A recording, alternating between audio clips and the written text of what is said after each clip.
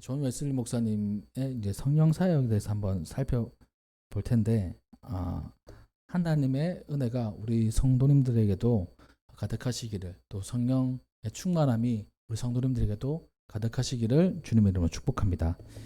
그 웨슬리 목사님의 이제 일기는 그 분의 이제 체험이 적혀져 있는 거예요.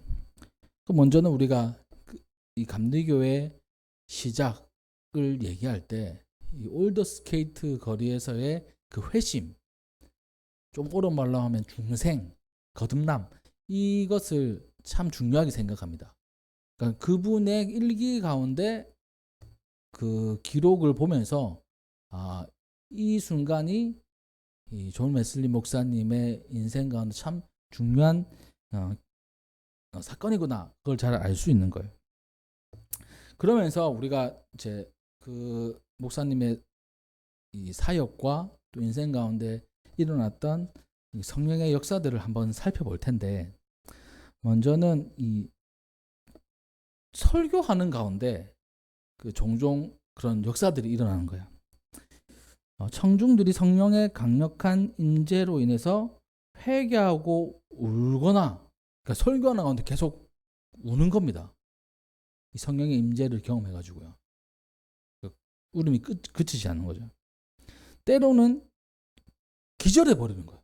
쓰러져 버리는 겁니다. 또 때로는 몸을 떨면서 부들부들 떠는 거예요. 반응을 하면서 그 설교하는 가운데 성령의 임재하는 것을 경험을 했던 겁니다. 그는 이렇게 기록하고 있습니다. 1739년 4월인데 설교가 끝나기도 전에 여러 사람이 큰 소리로 부르짖었고 몇몇은 땅에 쓰러졌다. 어떤 사람은 통곡하며 자신의 죄를 고백했고 또 어떤 사람은 기쁨으로 찬송을 불렀다. 자, 우리 성도님들 한번 생각해 보십시오. 설교하는 가운데 그 어떤 분이 저기 막 울면서 몸부림치고 있다. 또 이쪽에서는 어떤 분이 기쁨으로 찬양을 부르고 있다. 이거 어떨 것 같습니까? 우리 성도님들 생각에. 저는 이게 좀 마음에 좀 받아들여지지는 않아요. 왜 그렇냐고 보니까 그 예배 시작했으면 또 끝도 내야 되지 않습니까? 목사 입장에서는. 목사는 하는 일이 예배를 집례하는 일이 이제 가장 기본적인 일이잖아요. 성도님들이 가장 그 편안하고 또 그 집중할 수 있도록 예배를 집례하는 거예요. 근데 갑자기 어딘가에서 울고불고 난리 났다. 또 갑자기 어딘가에서 찬양 부르고 난리 났다. 이렇게 되면 제 마음 참 불편할 것 같습니다. 설교를 예배도 마무리해야 되는데 저걸 어떻게 해야 되나? 이게 어떻게 보면 제가 깨어야 될 하나의 고정관념인 거예요. 예배 시간에 진짜 정형화된 거 참 중요합니다. 근데 예배 시간에 그 정형화된 것 때문에 성령의 임재를 막아버린다면 성령의 자유함이 넘치는 그러한 예배가 될 수 없는 거예요. 그게 이제 어떻게 보면 목사의 딜레마입니다. 예배도 잘 시작해서 잘 이렇게 정돈해가지고 마쳐야 되는 것도 있고, 성령님께서 자유롭게 우리 성도님들에게 사역하시기로 길을 돕는 역할도 해야 되는데 참 딜레마예요. 웨슬리 목사님은 설교하는 가운데 이러한 일들이 일어났던 겁니다. 근데 대개 이 정령화된 교회에서 설교하는 거 말고 밖에 나가서 오구에서 설교할 때 이런 일들이 많이 났어요. 이러한 현상은 웨슬리 목사님의 사역에서 성령의 직접적인 임재로 이해되어졌습니다.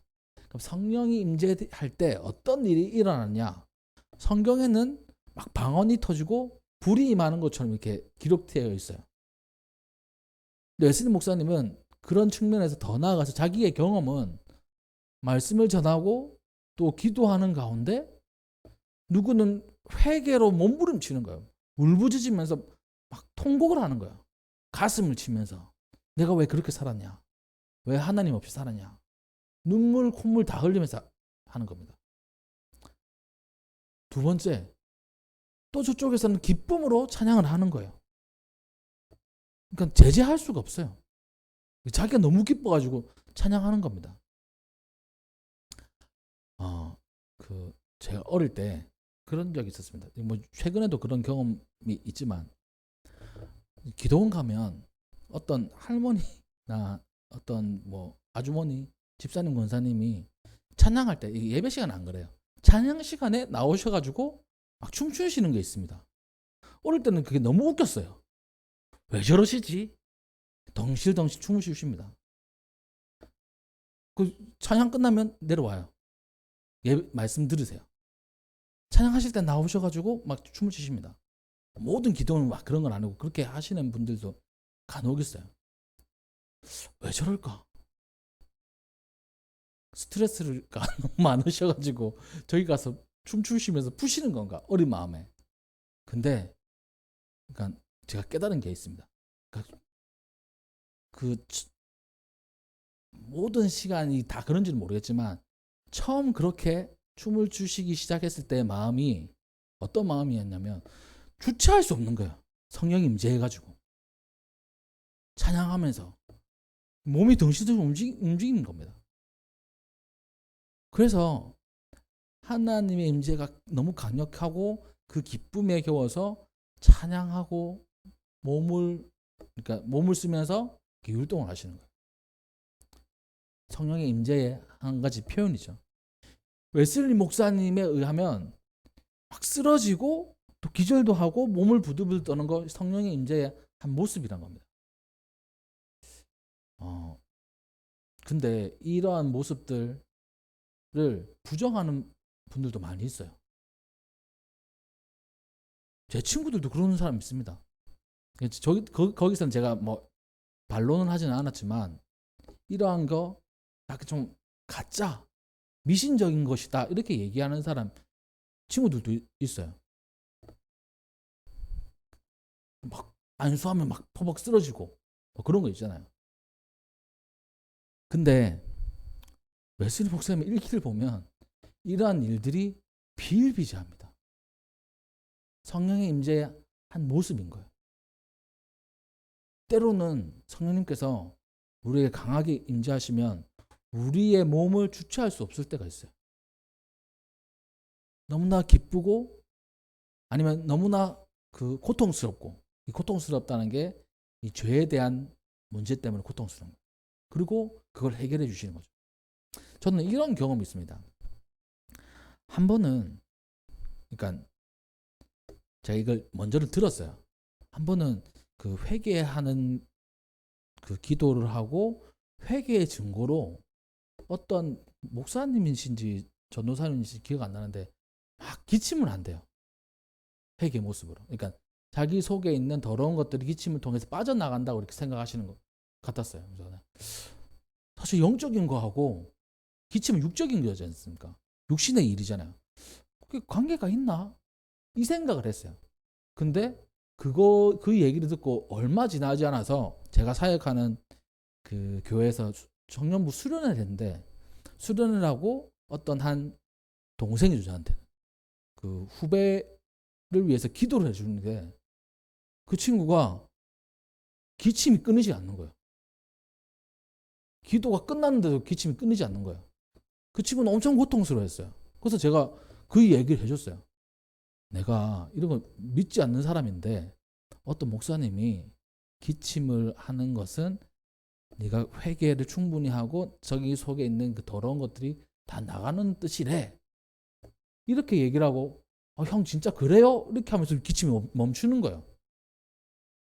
신기하더라고요, 진짜 그때. 자기는 뭔지도 모르고 기침을 하다가 내가 그 얘기를 듣고 기쁨이 온 거예요. 아, 내가 진짜 더럽게 살았는데 이제는 하나님 뜻대로 살아야 되겠구나.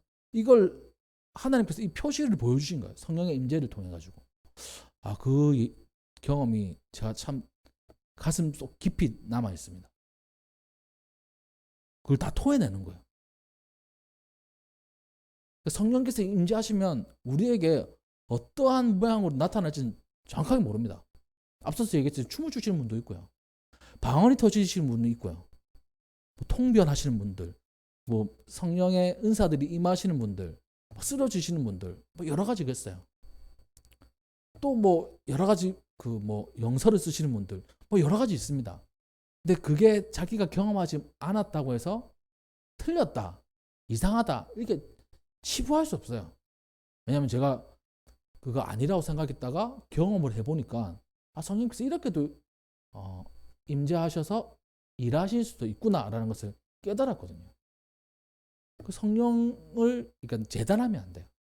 사역을 한계를 정해놓으면 안 됩니다. 이건 아니야가 아니라 성령께서 자유롭게 우리를 통치하실 수 있도록 맡기는 것이 참 중요하다는 겁니다. 그 웨슬리 목사님의 사역 중에 그 일들이 참 많았어요. 또 웨슬리 목사님은 그 그리스도인의 완전 성화 이런 것에 있어가지고 성령께서 지속적으로 도와주셔야 된다고 생각했습니다.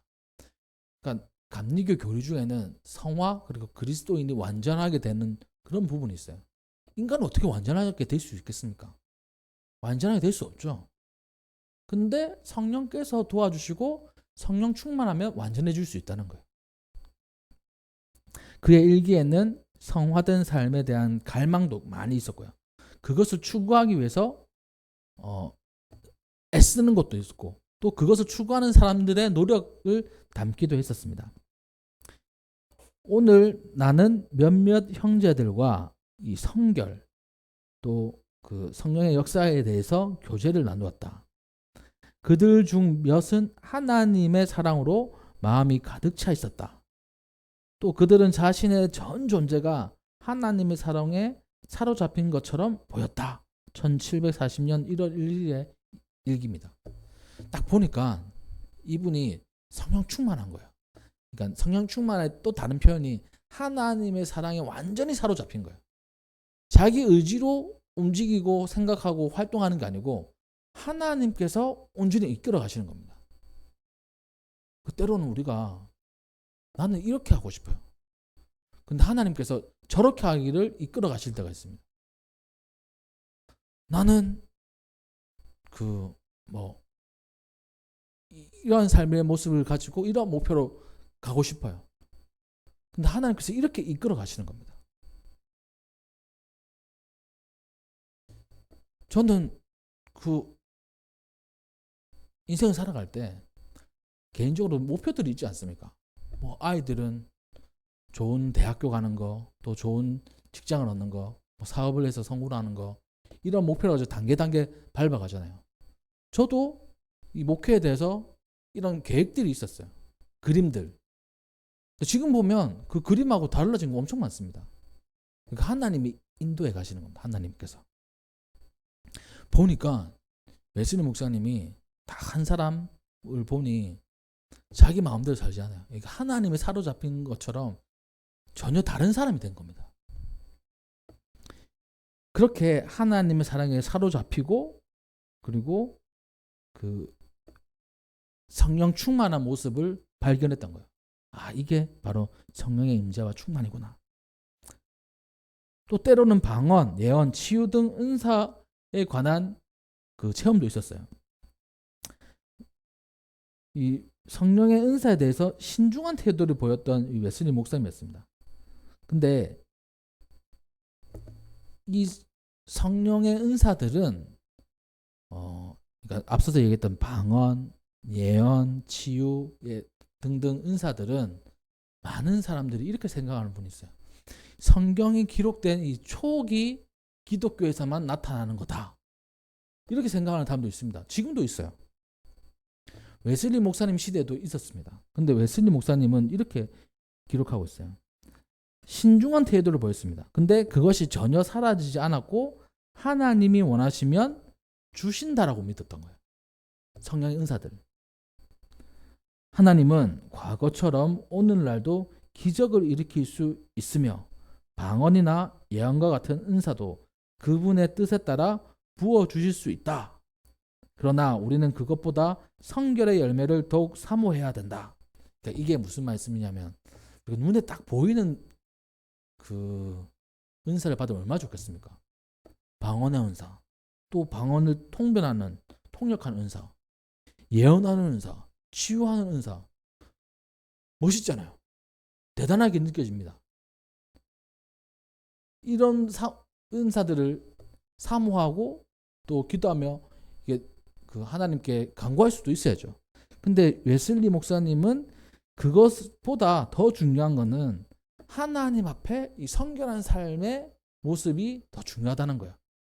그것도 중요한데 먼저 자기가 성결해 되지 않으면 방언을 한들, 치유를 한들, 예언을 한들 아무것도 아니라는 겁니다.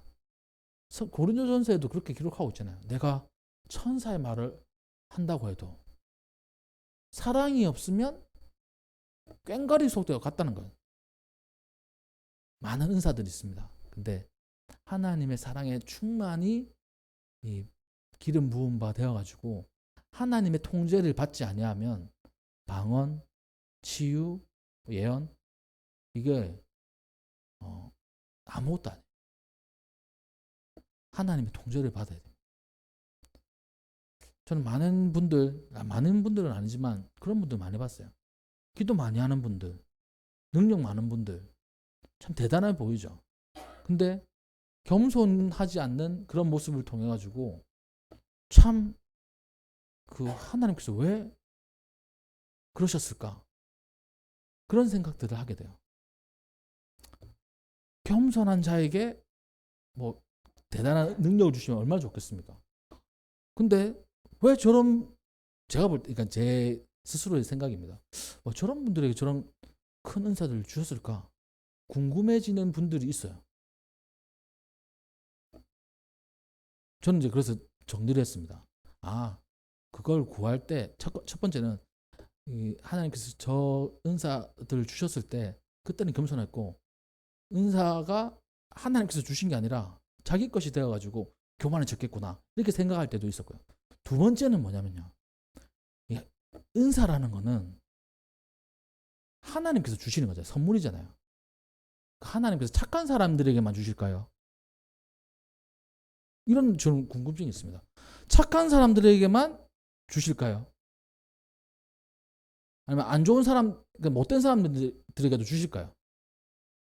하나님 구하는 사람에게 주시는 거예요. 그렇지 않겠습니까? 하나님은 하나님의 선물, 은사들 구하는 사람한테 주시는 거예요. 착한 사람, 나쁜 사람 없어요. 사실 착하다, 나쁘다 기준은 애매합니다. 왜냐면 저도 제가 생각에 착하기보다 나쁜 게 많거든요. 하나님 앞에 모든 사람 죄인이잖아요. 그러니까 이게 사람이 볼 때 좀 도덕적으로 또 인성적으로 조금 안 된다고 할지라도 하나님 앞에서 기도하고 그 은사들을 받은 분들이라는 거예요.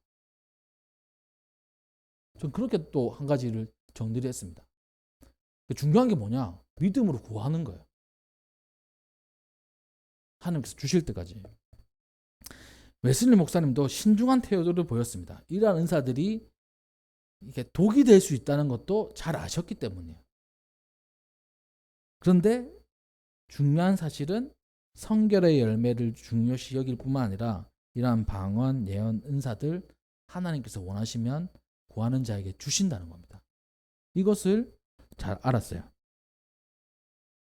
또한 1740년 10월 23일에는 이러한 기록이 있습니다. 오늘 저녁 한 여인이 자신의 딸을 데리고 왔다.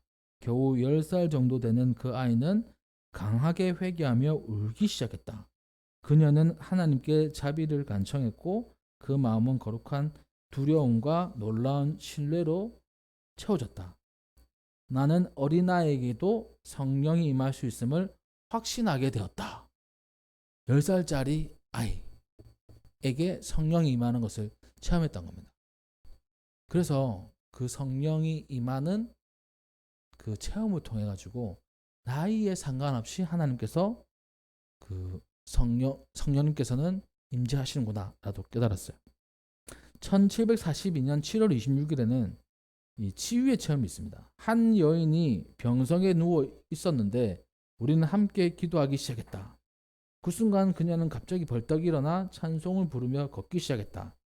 그녀는 자신이 치유되었다고 외쳤다. 나는 이것이 단순한 감정이 아님을 알 수 있었다. 그녀의 얼굴에는 기쁨과 평안이 가득했고 이후로도 병세가 돌아오지 않았다. 웨슬리 목사님께서 이러한 병고침의 사건을 기록하면서 성령님께서 임하시면 자신의 모든 병도 사라진다는 것을 이렇게 체험했던 거예요.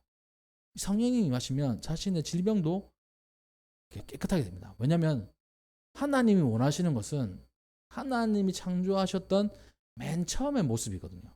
그 맨 처음의 모습에 병은 없습니다. 질환은 없어요.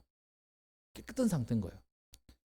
그래서 성령님이 임하시면 이러한 역사들도 일어났습니다. 오늘 저녁 회중 가운데 엄청난 성령의 임재가 있었다. 여러 사람이 심하게 울고 어떤 이는 통곡하며 땅에 쓰러졌다. 또 반대편에서는 기쁨의 외침도 있었다. 어떤 이는 구원의 확신을 얻고 하나님을 찬양하며 기뻐 외쳤다. 그러면서 이렇게 결론을 내렸습니다. 슬픔과 기쁨이 동시에 넘치는 집회였다. 어떤 곳에서는 이쪽 편에서는 회개가 넘치는 거예요. 그 슬프죠. 자기의 죄를 고백하면서. 여기서는 구원받은 기쁨으로 또 이게 그 기쁨이 넘치는 거예요. 그래서 슬픔과 기쁨이 동시에 넘치는 집회였다라고 이렇게 기록하고 있습니다.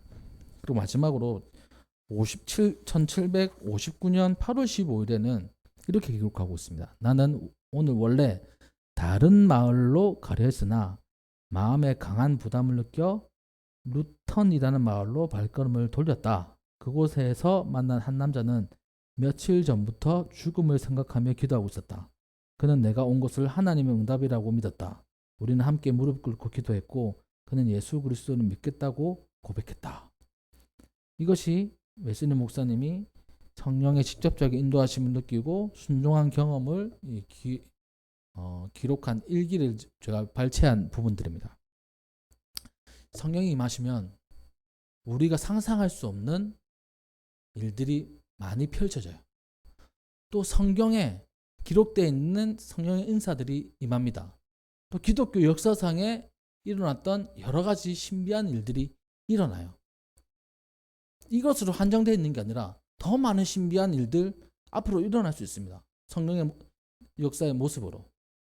근데 중요한 것은 이것만을 바라보며 사는 게 아니고 하나님께서 임재하시는 것을 우리가 먼저 사모해야 된다는 거예요. 이게 무슨 말이냐면 아까 말씀드린 것과 똑같습니다. 방언하고 싶어요. 참 중요하죠. 근데 더 중요한 것은 성령님의 임재를 경험하고 싶은 강력한 그 소망이 있어야 된다는 겁니다. 또한 우리의 삶을 인도하신 분이 예수님이세요. 또 성령님이세요. 이 성령님께서 우리와 함께 하신다면 우리의 길을 인도하신다는 확신을 우리가 가져야 됩니다. 하나님은 성령님을 통해서 우리와 함께 하기를 원하세요. 그리고 그 성령님은 지금 우리에게 함께 하시길 원하실 뿐만 아니라 충만하게 우리의 삶을 통치하기를 원하십니다. 우리 모든 성도님들이 오늘 특별히 성령 강림절 또 존 웨슬리 목사님의 이 성령에 대한 기록들을 통해서 이분이 경험했던 이 성령의 놀라운 신비들이 우리 성도님들의 삶에 가득하시고 또 성령의 인도하심을 따라서 이번 한 주도 승리하시고 또한 이 세상에 나가 빛과 소금의 역할을 잘 감당하시기를 주님의 이름으로 축복합니다. 네, 기도하겠습니다.